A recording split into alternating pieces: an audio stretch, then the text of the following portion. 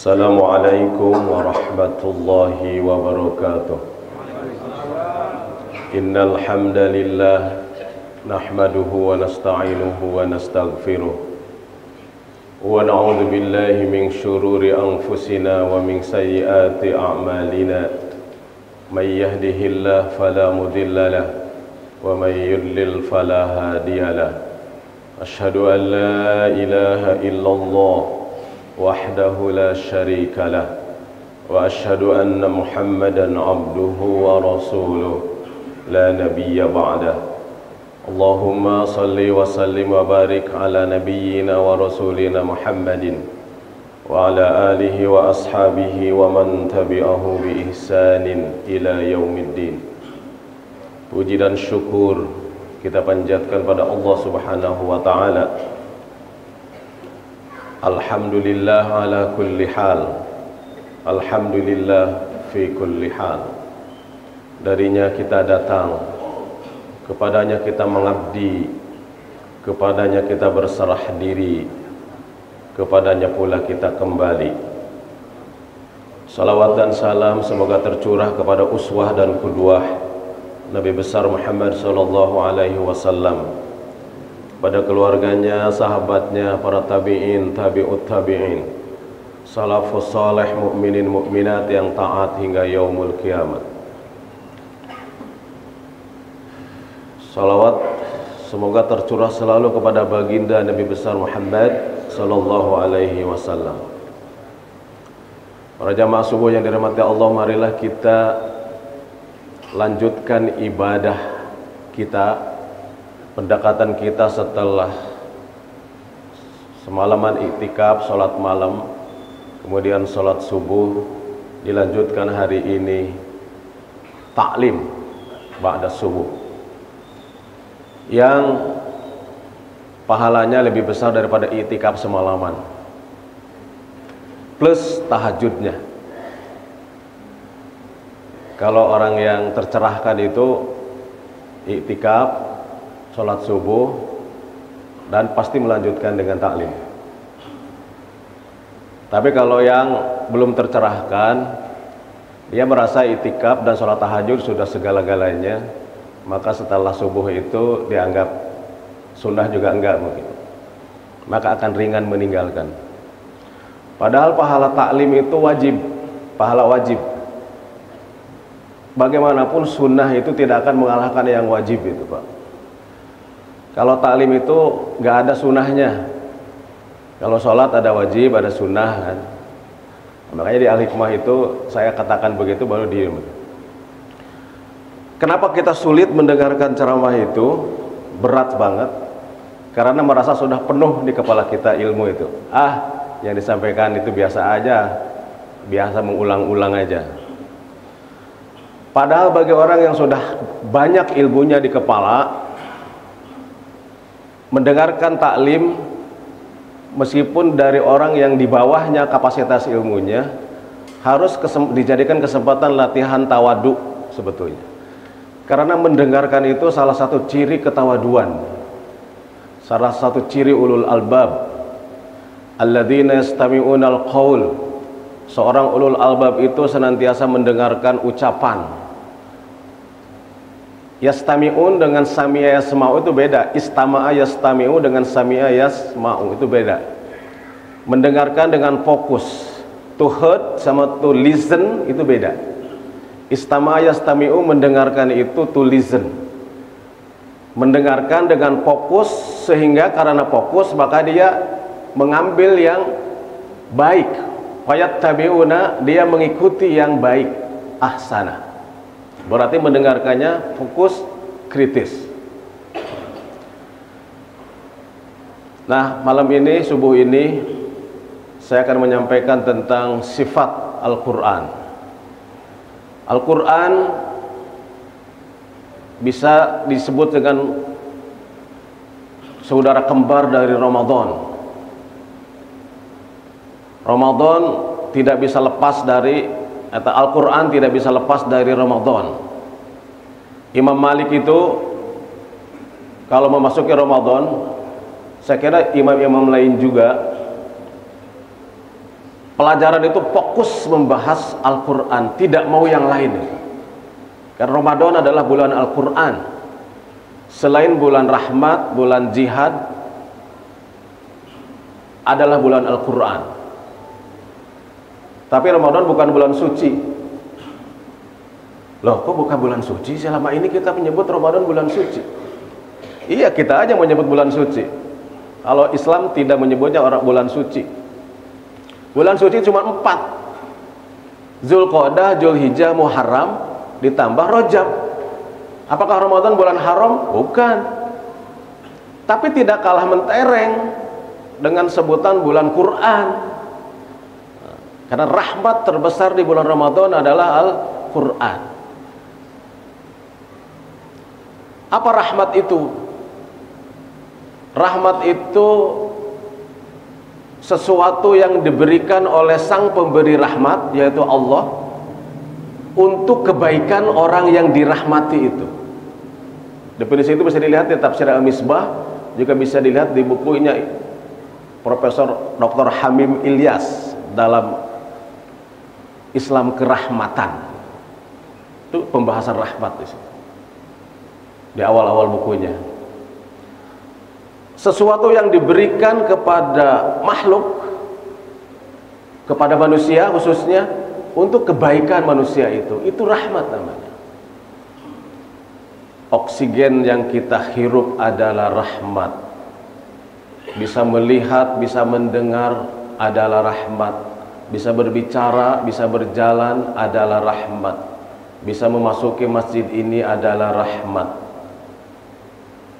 Rerumputan, tumbuh-tumbuhan, bulan, bintang, gunung, sungai, matahari, semuanya rahmat. Seluruh jagat ini adalah rahmat. Lalu adakah yang bukan rahmat? Tidak ada. Tidak ada, semuanya rahmat. Ada buku ditulis oleh bukan orang Islam tapi tentang grace itu, rahmat itu. Menulis 10.000 rahmat itu. Sampai kepada keripik yang renyah itu dia bilang rahmat.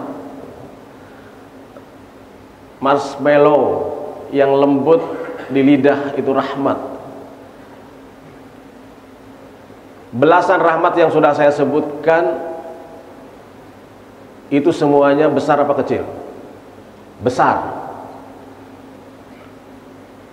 Kesehatan, keamanan itu rahmat, itu besar. Adakah yang lebih besar dari itu? Ada, yaitu rahmat kehidupan itu sendiri. Karena semua rahmat yang saya sebutkan, bahkan 10.000 yang ditulis oleh seorang penulis Inggris itu, semuanya hanya bisa dirangkum dengan satu kalimat. Semuanya adalah sarana hidup, sarana kehidupan. Yang saya sebut tadi belasan kali itu, belasan itu sarana kehidupan. Sedangkan kehidupan itu sendiri lebih tinggi, lebih besar daripada sarananya itu sendiri. Karena semua rahmat yang saya sebutkan tadi menjadi tidak bermakna kalau kitanya mati. Tidak bisa dipahami, tidak bisa dirasakan kalau kitanya mati. Maka kehidupan lebih tinggi daripada rahmat sarana kehidupan. Pertanyaan selanjutnya, adakah yang lebih tinggi dari sarana kehidupan dan kehidupan? Adakah rahmat yang lebih tinggi? Ada. Al-Quran. Kan kehidupan menjadi tidak bermutu, tidak berkualitas, tidak bernilai kalau tidak disertai Al-Quran. Kehidupan yang tidak disertai Al-Quran bagaikan kematian, melihat bagaikan kebutaan, mendengar bagaikan ketulian, berbicara tanpa Al-Quran bagaikan kebisuan. Itu isyarat dari summum bukmun umyun fahum la yarji'un. Jadi apa dasarnya bahwa ada 3 gradasi nikmat itu? Rahmat paling tinggi Al-Quran, kemudian kehidupan, baru sarana kehidupan. Itu surat Ar-Rahman yang kita hafal. Itu menceritakan rahmat. Ar-Rahman itu dari awal sampai akhir cerita tentang rahmat. Bahkan di dalamnya ada cerita tentang azab. Hadhihi jahannamul lati yukadzibu bihal mujrimun. Itu dimulai dari yursalu alaikum aswadum min nari wa nuhasun fala tantasirun. Semuanya berbicara tentang adab di situ, azab di situ. Tapi itu dalam konteks keseluruhan ayat, keseluruhan surat itu rahmat juga. Loh kok azab? Cerita neraka bisa dibilang rahmat. Cerita neraka bisa dibilang rahmat karena dengan cerita tentang neraka itu orang bisa menghindari keburukan-keburukan. Orang takut melakukan keburukan-keburukan, menghindari keburukan-keburukan itu, dan menghindari keburukan itu rahmat. Tidak bisa tidak. Menghindari keburukan itu rahmat. Apa yang disebut pertama kali dari sekian rahmat yang disebut di surat Ar-Rahman itu? Kita mulai. Ar-Rahman, Allah yang Maha Pemurah. Apa bukti Allah Maha Pemurah? Allamal Quran. Dia yang mengajarkan Al-Quran. Nomor satu disebut itu. Di rahmat tertinggi adalah Al-Quran. Hadiah terbesar di bulan Ramadan adalah Al-Quran. Baru setelah itu khalaqal insan. Dia menciptakan manusia, kehidupan. Maka kehidupan nikmat kedua setelah Al-Quran di surat Ar-Rahman. Apa yang selanjutnya? Sarana kehidupan. Allamahul bayan. Mengajarkannya pandai berbicara. Pandai berbicara itu sarana kehidupan. An-najmu wasyamsu wal qamaru bihusban. Baru disebutkan sampai ke ujung itu sarana semua. Jadi dari Alam Al-Quran itu nomor 1, Khalaqal Insan nomor 2, 3 sampai ujung semuanya sarana kehidupan. Dimulai dari asyamsu wal qamaru bihusban. Matahari dan bulan beredar menurut perhitungan. 5 tahun lagi mau gerhana sudah bisa dideteksi menit sampai detiknya hari ini. Karena tetap matahari itu beredarnya tetap sehingga bisa diprediksi. Coba kalau tidak tetap kan nggak bisa diprediksi. An-najmu wasyajaru yasjudan. An-najmu itu apa tuh? Saya kira dulu bintang maknanya itu. Ada surat An-Najm artinya bintang. Tapi di situ An-Najm bukan bintang maknanya, tapi tumbuhan.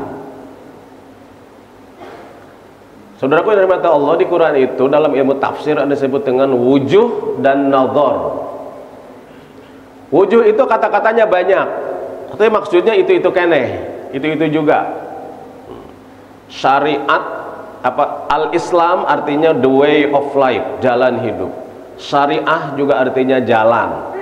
Siratal mustaqim artinya jalan juga.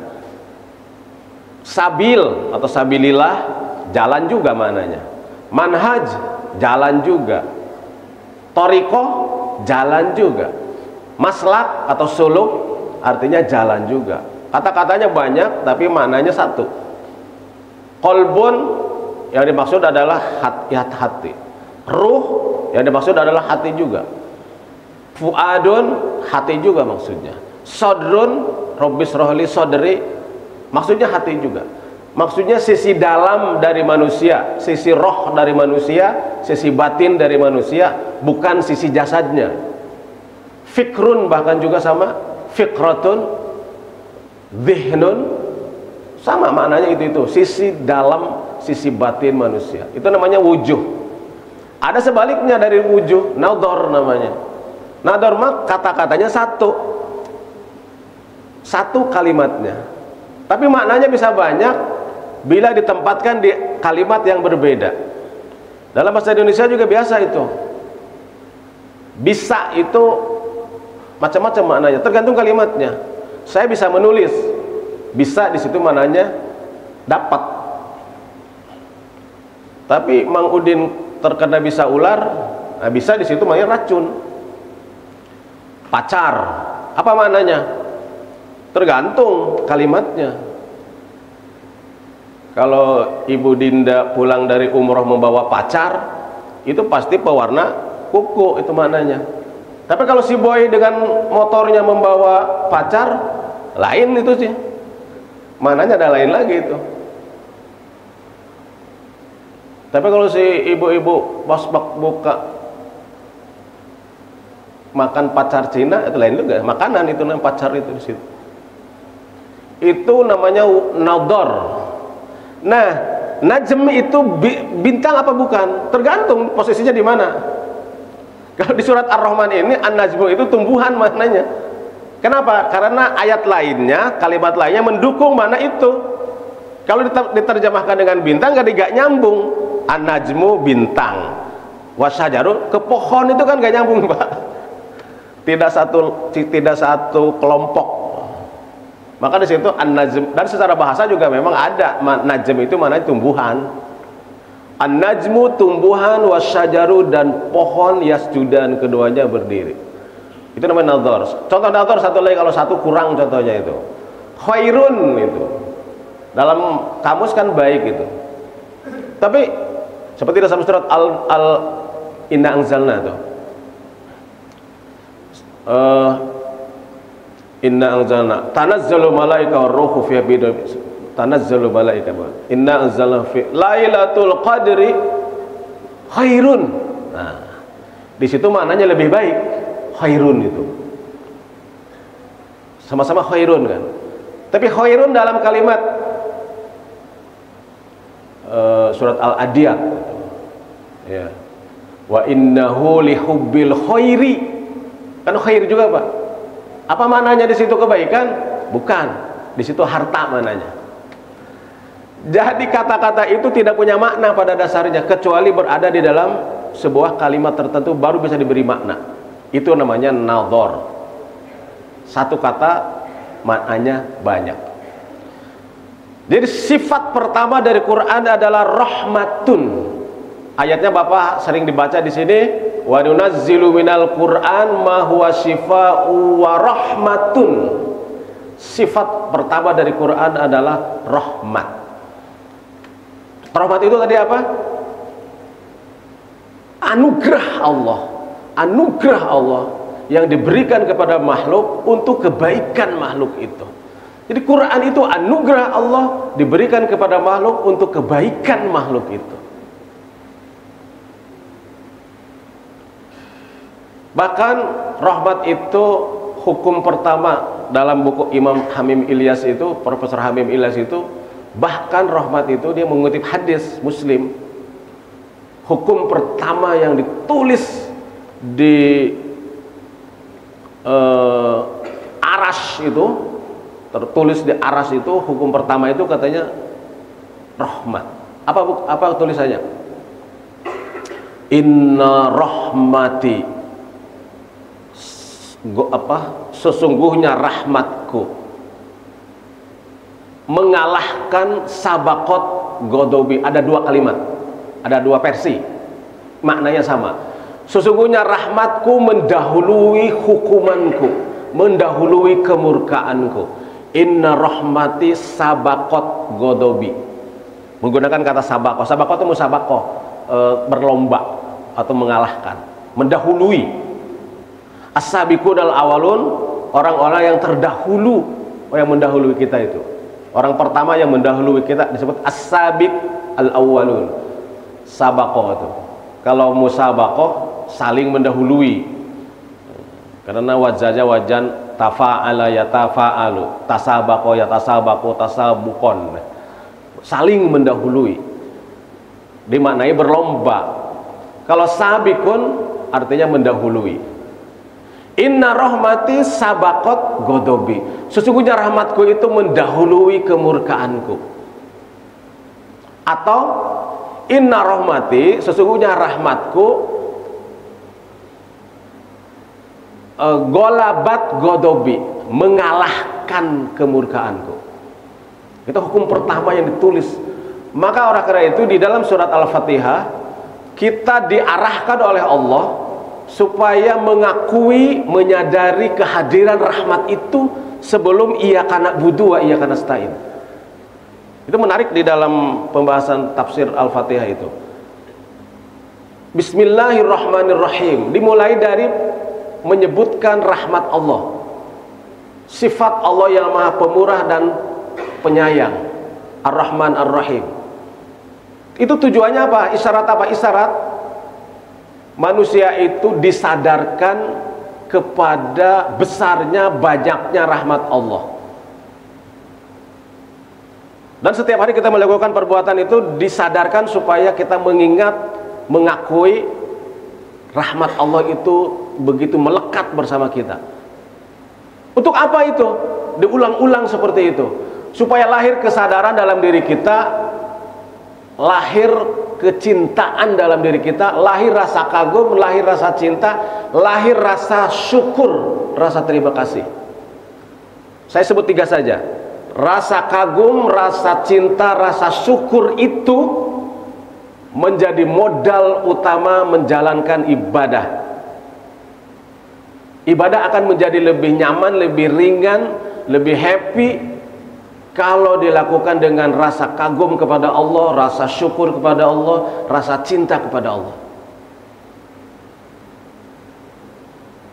Itu penting itu. Al-mahabbah itu termasuk bagian dari ruhul ibadah. Udah pernah saya bahas di sini.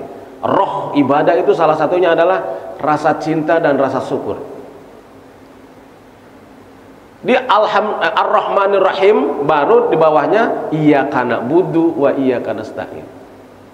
Supaya ibadah itu dasarnya itu rasa kagum kepada Allah melahirkan kehusuan, rasa syukur melahirkan rasa kagum melahirkan kehusuan, rasa syukur dan rasa cinta.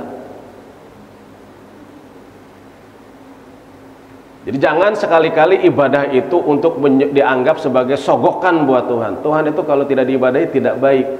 Gak gitu cara berpikirnya. Allah itu sebelum kita ibadah sudah baik itu. Jadi jangan Tuhan itu baru ngasih kalau saya minta, kalau saya ibadahi, kalau saya sembah-sembah baru dia minta. Itu sama dengan memposisikan Allah sebagai manusia. Dibaikin baru baik. Itu kan memposisikan Allah sama dengan makhluk. Dibaikin baru dia baik. Itu kan orang yang begitu. Allah itu baik atau tidak, kita itu tetap baik. Sebelum ibadah, sebelum menyembah, kita sudah mendapatkan anugerah terlebih dahulu. Itu yang harus di mindset kita itu, sebelum ibadah, sebelum menyembah, sebelum kita melakukan kebaikan apapun, Allah sudah terlebih dahulu menganugerahkan rahmatnya kepada kita. Maka ibadah iyyaka na'budu kita itu rasa atas dasar rasa syukur, rasa kagum, rasa cinta. Sehingga motivasi ibadah itu bukan dari luar, bukan karena tetangga, bukan karena istri, karena suami, karena anak, karena lain-lain, tapi memang lahir dari dalam diri, dari rasa syukur, rasa kagum, rasa cinta. Ini pesannya. Sadari dulu rahmat Allah, baru beribadah. Kalau ibadah dulu supaya Allah memberikan anugerah, itu memposisikan Allah sebagai Tuhan yang kikir, yang pelit, sehingga harus dirayu-rayu. Kan yang harus dirayu-rayu kan orang itu, harus didemo dulu, nah, baru orang itu namanya. Sifat kedua dari Al-Quran adalah ditulis di semua kitab Quran. Nih ditulis. Kenapa ini yang ditulis? Karena sangat dominan. Al-Karim, mulia dan memberi kemuliaan. Mulia itu apa? Mulia itu artinya bernilai. Mulia itu bermutu, berkualitas tinggi itu. Mulia. Berharkat. Orang yang paling mulia di antara kamu adalah orang yang paling bertakwa. Yang paling bermulia itu yang paling bernilai, paling bermutu. Maka batu yang bermutu disebut batu mulia, logam yang bermutu disebut logam mulia. Satu kontainer batu kerikil harganya tidak akan melebihi sebesar kelereng diamond. Berarti logam mulia itu diamond itu. Manusia mulia seperti Rasulullah SAW itu nilainya lebih dari seluruh makhluk di dunia ini. Itu namanya mulia. bernilai. Ada 6 yang saya tahu, 6 itu yang dikaitkan dengan Quran memiliki sifat mulia. Al-Quran ini mulia, tinggi, berkualitas, bermutu, karena ini firman Allah, maka disebut Al-Quranul Karim atau Al-Quranul Majid. Tapi juga siapapun yang berdekatan dengan Quran ini akan terkena kemuliaannya. Pertama, yang membawa Quran ini, Al-Hamilul Quran, adalah malaikat Jibril. Dari sekian malaikat, yang paling mulia adalah Jibril alaihissalam. Kenapa? Karena dikaitkan atau dinisbahkan dengan Al-Quran sebagai Hamilul Quran pertama, pembawa Al-Quran pertama. Kepada siapa Al-Quran itu diberikan? Kepada Rasulullah Nabi Muhammad SAW. Maka Nabi Muhammad menjadi nabi yang paling mulia dari semua nabi dan dari semua makhluk di dunia ini, semua manusia maksudnya. Menjadi manusia paling mulia, Sairul Anbiya. Karena menerima Al-Quran, mengimaninya, mengajarkannya, mempelajarinya, mengamalkannya, mendakwahkannya, membelanya. 2, 3, kapan turun? Bulan Ramadan. Maka bulan Ramadan menjadi bulan paling mulia. Gara-gara bulan diturunkannya Al-Quran. Syahrul Ramadan alladzi unzila fihil Quran. Siang apa malam? Malam. Maka malam turunnya Al-Quran menjadi malam paling mulia. Lailatul Qadri khairun min alfi syahrin. Malam kemuliaan itu lebih baik daripada 1000 bulan. Malam terbaik. 4. Yang kelima siapa? Yang tersentuh dengan Quran menjadi mulia. Generasi Rasulullah, generasi sahabat. Khairul qurun qarni, sumayalunahu, sumayalunahu, sumayalunahu. Sebaik-baik generasi adalah generasiku. Kemudian setelahnya, kemudian setelahnya, kemudian setelahnya. Tapi yang pertama disebut sahabat. Sebaik-baik abad, sebaik-baik generasi adalah generasiku. Sahabat. Keimanan sahabat, ketakwaan sahabat. Tapi bagaimanapun Rasulullah tidak mengaguminya itu dibandingkan dengan keimanan kita saat ini.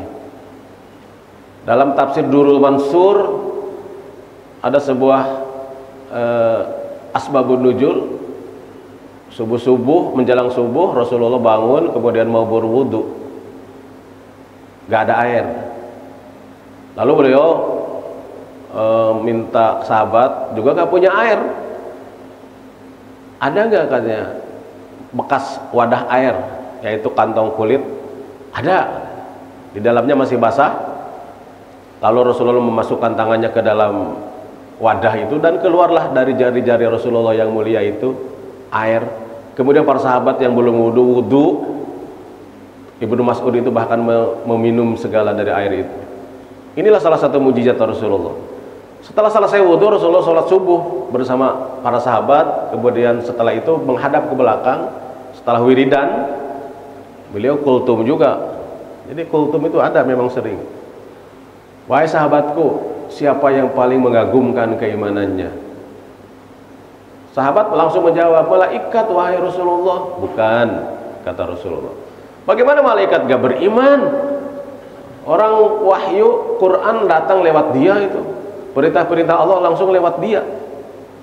Kalau begitu, engkau wahai Rasulullah yang paling mengagumkan keimanannya. Aku juga bukan. Bagaimana engkau tidak beriman? Bagaimana aku tidak beriman? Wahyu turun lewat aku, malaikat turun kepada aku. Bahkan aku dibawa jalan-jalan sampai Sidratul Muntaha bersama malaikat dan bertemu dengan nabi-nabi sebelumnya. Kalau begitu, kami wahai Rasulullah yang paling mengagumkan keimanannya. Bukan juga kalian, katanya. Bagaimana gak beriman? Kalian baru saja menyaksikan apa yang kalian saksikan. Maksudnya kalian menyaksikan mukjizat langsung. Melihat Nabi berjamaah sholat bareng-bareng, jihad bareng-bareng, mendengar suaranya, melihat kemuliaan akhlaknya. Bagaimana sahabat gak beriman? Sahabat memang generasi terbaik, tapi bukan yang dikagumi keimanannya oleh Rasulullah. Lalu kata Rasulullah, yang paling mengagumkan keimanannya itu adalah orang yang setelah kalian tidak ketemu dengan aku, hanya mendengar dari cerita Al-Quran, dari kisah Al-Quran, hanya karena membaca, tapi dia meyakini, mengimani, mentaati, dan membela aku. Berbahagialah mereka yang tidak ketemu denganku, beriman kepadaku, mencintaiku, dan membelaku. 7 kali menyebut itu, kata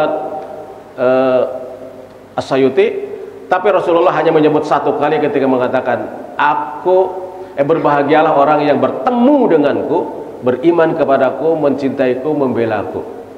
Itu 1 kali. Tapi yang kedua, berbahagialah orang yang tidak ketemu denganku tapi beriman kepadaku. Nah, itu sahabat yang kelima.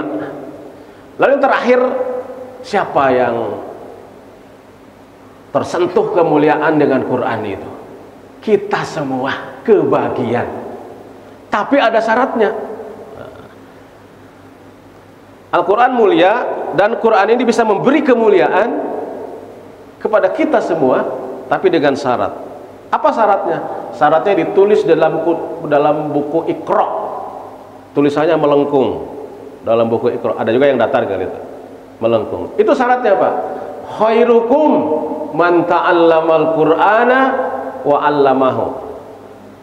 Sebaik-baik kalian orang yang belajar Al-Quran dan mengajarkannya. Sebaik-baik kalian orang yang belajar Al-Quran dan mengajarkannya. Itu sifat kedua dari Al-Quran.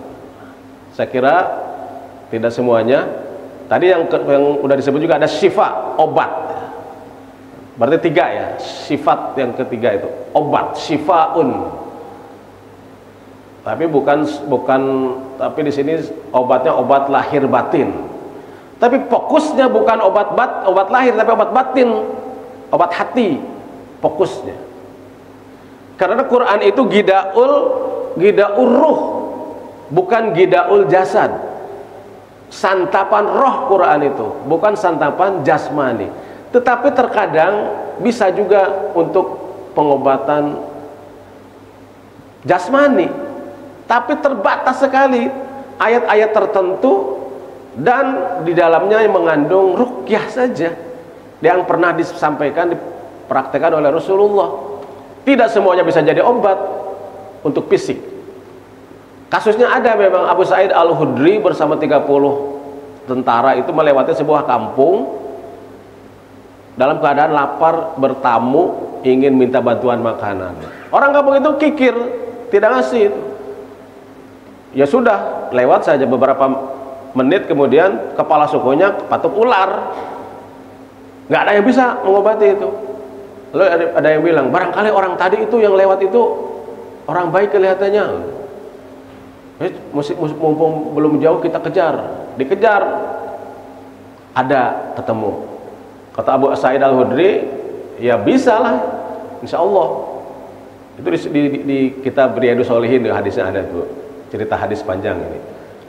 Riyadhus Shalihin sahih. Kecuali kalau ngasih kambing, ya gak ada masalah. Orang ribuan kambingnya, kepala suku itu dikasihlah 30 ekor, dipotong sebagian dimakan. Ada sekelompok sahabat itu yang tidak mau makan itu.